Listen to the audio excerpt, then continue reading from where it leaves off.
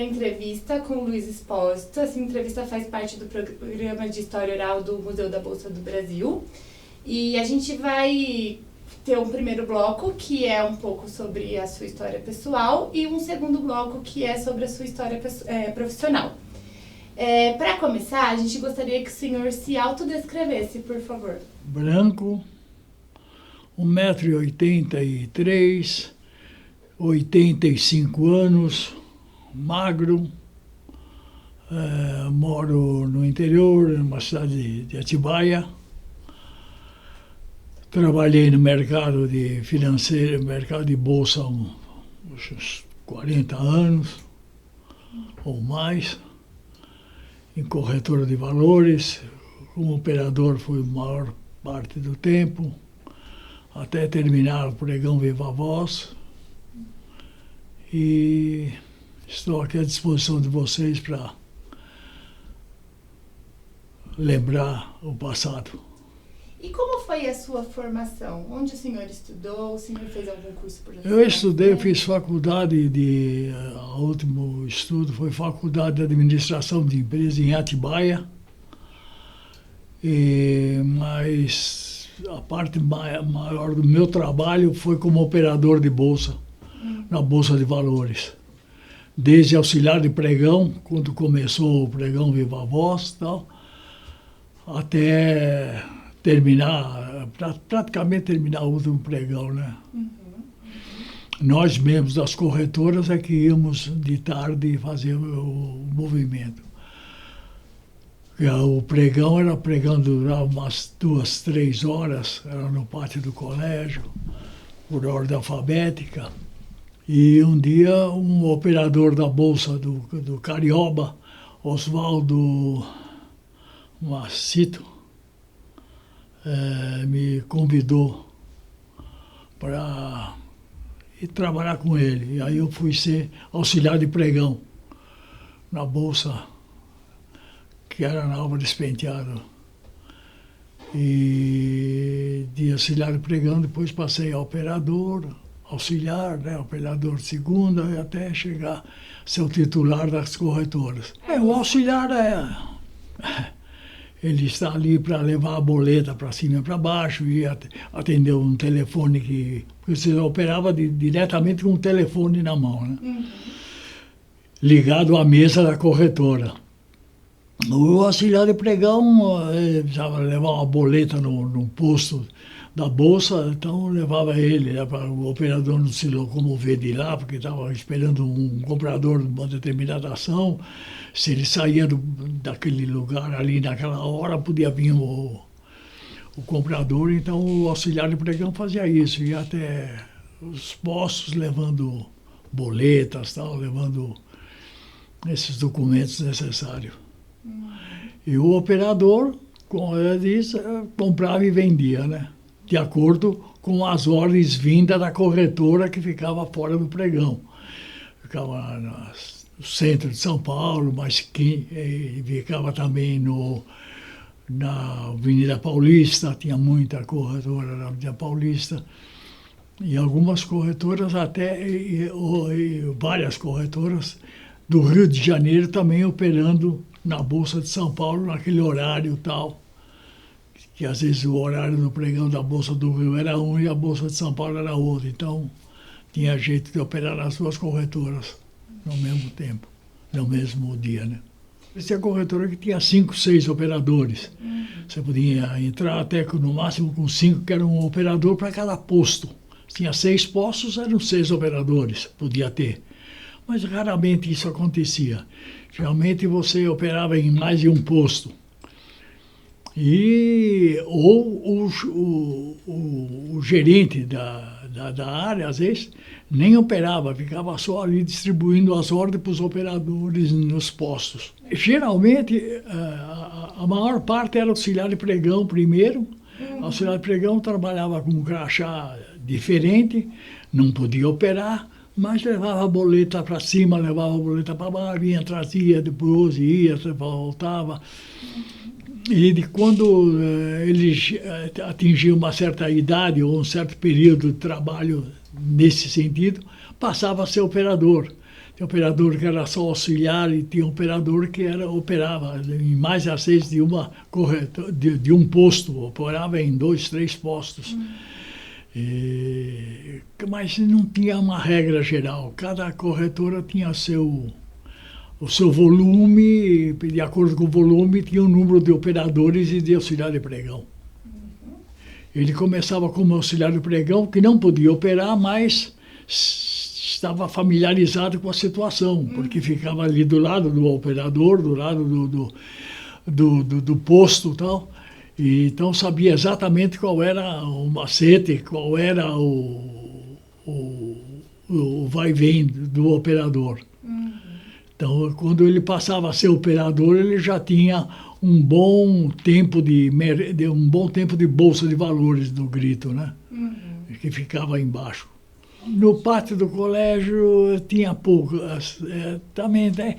E lá na Álvares Penteado também, mas sempre teve muito pouco, muito. No auge da bolsa mesmo não tinha quase operadora mulher. O pregão eletrônico, que é o de hoje, né? Sim.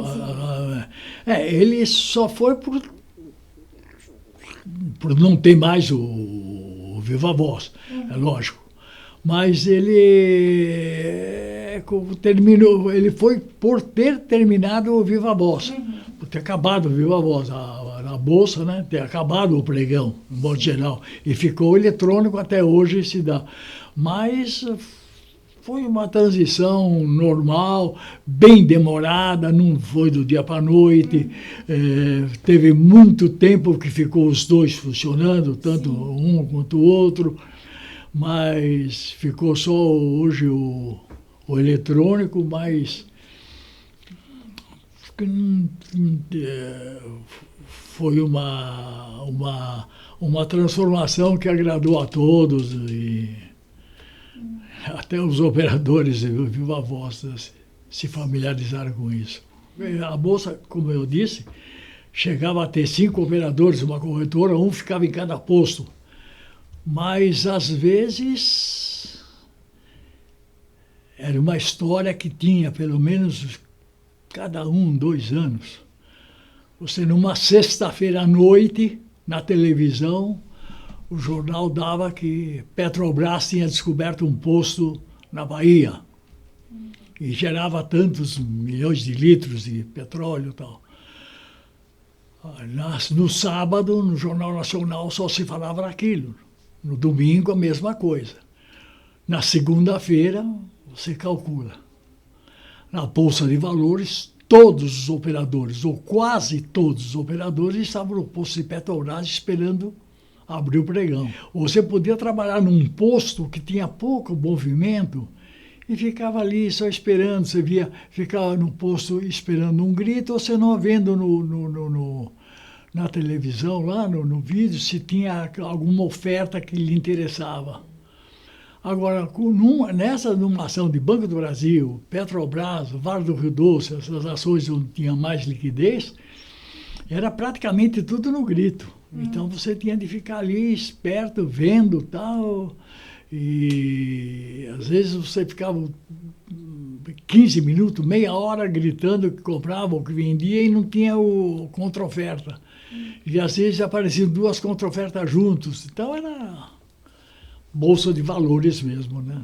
O encarregado dos operadores, o chefe dos operadores, o operador mais experiente, ficava no posto de Banco do Brasil, ou Petrobras, ou Vale do Rio Doce, que eram as ações que não tinha mais negócio, mais negociadas. No mesmo prédio, você tinha várias modificações no modo de operar, tanto no grito quanto no eletrônico. Um era televisão, outro era... No começo, quando eu comecei, era no GIS. Era uma tabela apagava com um paninho, escrevia lá a cotação que tinha. Isso era no pátio do colégio. Depois foi indo até o pregão eletrônico, com toda aquela sofisticação da modernidade, né? Então você acompanhava isso aí, né? Tinha você não podia, às vezes você quisesse fazer, uma operação da corretora sem passar pelo grito, às vezes você perdia negócio. Você estava vendendo a 60, tinha comprador no grito a 62. Então era melhor você dar para o operador gritar do que você fechar na pedra, de acordo com o eletrônico. Então, dependia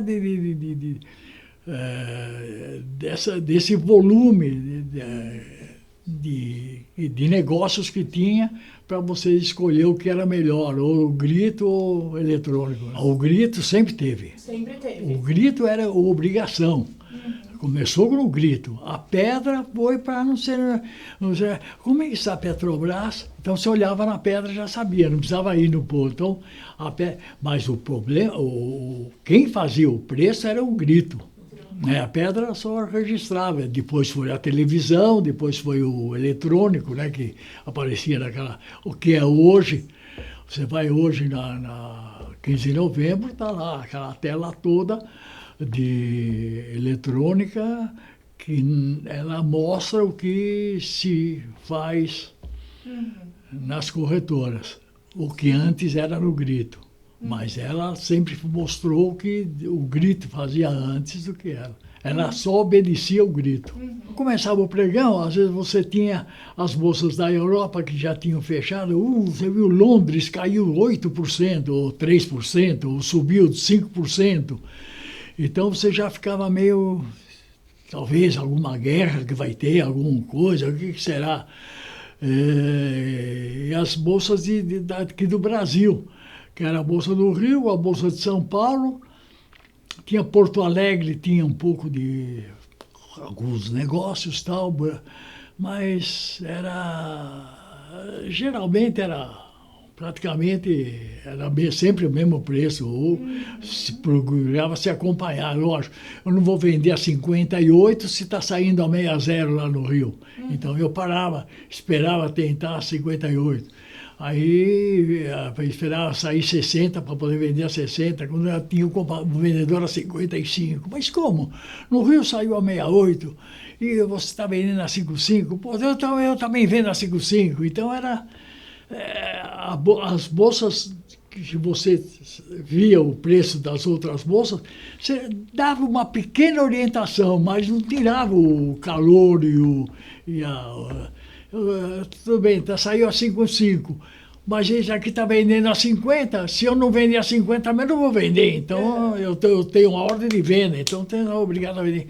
Então, as bolsas, a cotação ajudava, inclusive nós tínhamos cotações que a gente sabia sempre qual era a cotação do Rio, né, que era a bolsa maior. Eu estive lá umas 2, 3 vezes no Rio e tal. Mas servia de... Como daqui também eles estavam vendo a nossa cotação aqui para poder fazer lá e tal, né? Eu queria vender a 58, não tinha comprador. Eu dava um direto a 60 no Rio, falava, está saindo a 60 no Rio, eu estava vendendo 58, aí talvez aparecia o comprador. Mas era um jogo que você fazia, né? Era do mercado, né? A Corbera era por ordem alfabética. Lá se negociava, a Corbera, pegamos a Bolsa de Valores, pegou se tivesse uma carona, né? Porque ali era a Bolsa de mercadoria, de café e tal. Aí depois tinha umas 3 horas de pregão. Era por ordem alfabética. Alpargatas, ordinárias ao portador. Eram 40 operadoras. Ninguém, venda 30, não tem ninguém, bem tocava a campainha. Ordinárias, aí eu compro 40, outro venda 50, venda tá. Ninguém mais, tocava a campainha. Agora, e até o Willis Overland, que era a última da ordem alfabética. Aí acabava o pregão, tinha umas 3 horas de pregão, mais ou menos. Hein? E à tarde a gente ia fazer a liquidação de 2 dias Depois fazia a liquidação. Você ia com o cheque para a corretora que vendeu. Aí levava o cheque daquela operação e ele te dava as ações, que eram papel, né, cortado, cupom, tal, coisa. E, então era assim, depois foi crescendo, eletrônico e tal, não tinha mais cautela, não tinha mais nada tal. Aí a bolsa mesmo saiu do Pátio Colégio, foi para 15 de novembro, foi para Despenteado, voltou para 15 de novembro e foi cada vez crescendo mais, inclusive o número de corretoras. Foi crescendo também, crescendo. Depois tiraram todos os postos, né? Quer dizer, o posto sempre teve, mas você operava bem livremente. Agora, se você quiser vender um papel que só negocia naquele posto, e papel de segunda linha, às vezes saía 3, 4 negócios por dia. Se você não fosse ali gritar, você não vendia nunca, né? Agora, se tem um posto, uma ação como Petrobras, Vale do Rio Doce, que assistia milhões, então tinha mais liquidez. A tecnologia, ela vinha praticamente a pedido nosso, a ideia nossa dos corretores, das bolsas de valores, das corretoras de valores, junto com a bolsa de valores que também ia a ver com então a tecnologia sempre foi para melhorar o sistema, dar mais liquidez. Em vez de você fazer a boleta no papel e tal, então se criava um sistema novo, as corretoras participavam dessa criação junto com a Bolsa de Valores e até colocar em prática aquilo. Quando você fazia um negócio, você preenchia a boleta, a corretora, o vendedor, quem vendia era quem preenchia a boleta. Normalmente se pegava essa boleta e levava até o diretor de pregão. Explicava para ele que houve um erro e tal. E você percebia que realmente esse fulano que tal aí realmente errou, ele não é de fazer besteira.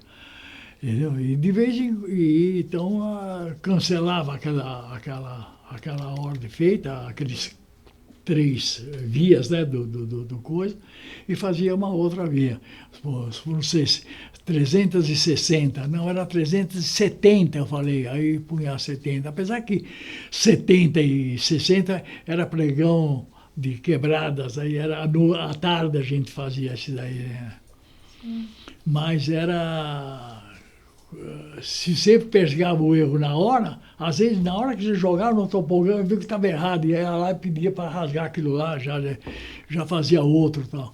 Mas normalmente, depois que passava no computador, aí você tinha de cancelar de outra maneira, né? Uma maneira mais correta, mais objetiva, né? Eram lotes de 100. Depois parece que teve lotes de 1000, uma coisa assim, dependendo da empresa. Mas você tinha, eu quero vender minhas ações, quantas são? 5.982. Então, essas 82 também valem dinheiro. Não tinha o mesmo valor, eram quebradas. Então tinha gente que só trabalhava com quebradas, quase. E comprava as quebradas até formar um lote maior e também já ganhava dinheiro nisso, né? Chamava fracionário. 82, ele guardava, depois eu comprava mais 12, guardava, depois comprava mais, assim. Eu vivia do fracionário, de explorar essa... que era bem pouca gente que fazia isso, mas sempre teve liquidez. Você podia ter quase... As ações de primeira linha sempre tinha comprador de quebradas. Então você procurava, quem é que compra quebrada aqui de Vale? O corretor tal, chamava lá, eu tenho aqui 18 ações, passa aí a tanto. Geralmente o preço era menor do que que saía nos lotes de 100, né? O centro depende, cada corretora tinha um programa. Tem corretora que tinha a corretora de valores mesmo ficava no centro. Então era fácil, você ia naquele horário do pregão, você saía, pegava o elevador, descia, ia na bolsa, acabava o pregão, pegava o elevador, subia e ia na corretora. Agora tinha corretora que era na Paulista. Tinha corretora que era, depois com o tempo, teve até na Faria Lima. Mas aí você só ia quando acabava mesmo o pregão, não ia na hora do almoço.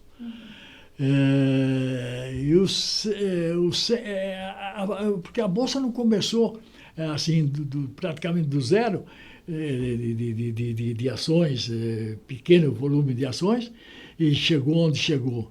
Ela foi bem devagarinho, ela subia, entrou mais 10 ações no mercado, mudava o sistema, mudava isso, mudava o horário, mudou o prédio 3 vezes. Então, a Bolsa acompanhava o volume. O volume, realmente, quem fazia éramos nós, corretora. Mas a Bolsa se adaptava a esse volume, né? Fazendo uma hora na Paulista, outra hora na 15 de novembro, outra hora na Álvares Penteado, outra hora só de manhã e à tarde. Outra hora, problema no Rio, você esperava a Bolsa do Rio fechar para saber mais ou menos. Enfim, ia de acordo com o volume que dava margem aos diretores de pregão e da Bolsa e os diretores das corretoras, que eram da diretoria e tal, ver o que era melhor fazer, aumentar o horário, fazer horário de manhã e de tarde, começar mais cedo, começava às 9, vamos começar às 8, ou em vez de acabar às 11, acabar meio-dia e meia, e vamos ter pregão também à tarde. Então ia se adaptando ao volume, tanto o volume de corretoras como o volume de negócios, né? Eu tenho 4 filhos, e o mais velho, que foi em 2, 3 corretoras. Mais de 10. 10. A minha filha, que depois veio, essa não quis saber do mercado. E tem o do meio, o Marquinhos, que também está ainda numa outra corretora, já ainda trabalha na corretora. E o Caçula, que quando veio já não tinha, quando ele ficou em maioridade, já não tinha mais pregão, né? Então, eu coloquei 2 filhos no mercado, porque o fato de eu ter colocado eles no mercado, além de eu gostar, eu via que aquela função, aquele trabalho era um trabalho bonito, honesto e de flores, né? Então, coloquei 2 operadores, 2 filhos meus lá, estão até hoje. Tentaram invadir o pregão, uma privatização. Então veio um monte de gente lá, até com arma, né, de fogo. E nós saímos, eu quebrei o telefone na cabeça de um cara. Pô, ele também, quer dizer, a Bolsa para nós era mais do que nossa mãe. Entendeu? Mas era comum ter essas manifestações ou não? Não era comum. Podia ficar 3, 4 anos sem ter manifestação nenhuma e num ano ter 2, 3 manifestações. Quer dizer, então, às vezes, geralmente era quando ia ter privatização, né? Que a corretora ia ser privatizada, tal, ou eu vendia a corretora, tal. Então, eles viram a porta da Bolsa, que era a Bolsa que estava fazendo oficialmente essa transferência, né? Mas, quer dizer, a Bolsa nós, né? O pregão, né? A gente já sabia, né? A gente já estava sabendo, né? Que não ia ter mais e tal. Aí viemos embora. A minha camisa estava rasgada. Aí é que eu percebi. Estava rasgado porque um pedaço do meu coração ficou na bolsa.